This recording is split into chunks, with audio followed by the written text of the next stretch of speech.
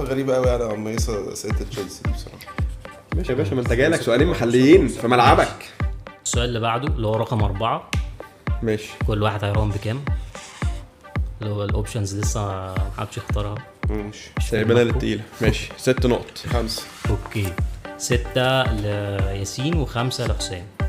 السؤال اللي بعده: من هو المدرب الفائز بالدوري الانجليزي لعام 2010؟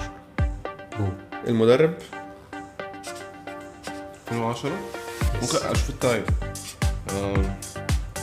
انا جاهز.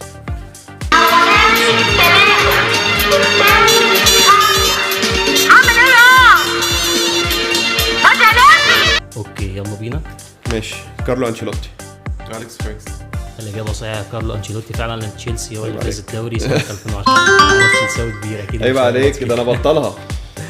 صدفة غريبة قوي يعني عم يوصل سيرة تشيلسي دي بصراحة. ماشي يا باشا، ما انت جايلك سؤالين محليين في ملعبك. السؤال اللي بعده يلا. يلا. كل واحد هيرهن بكام؟ انا اللي حاسس يلا. انا جاهز. وانا جاهز. يلا. نقطة. 8. حلو أوي.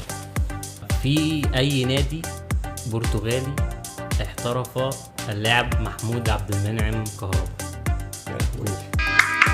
جامايكا.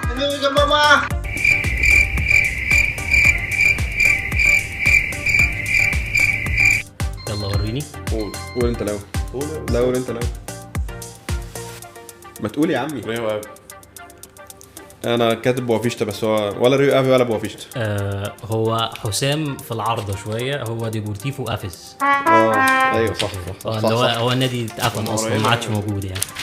وراحت عليه 8 نقط. ماشي يلا بينا. واحنا داخلين على السؤال السادس. عدينا نص الأسئلة ولسه الأوبشنز معانا، فكركم بيها. انا جاهز. يلا. السؤال السادس: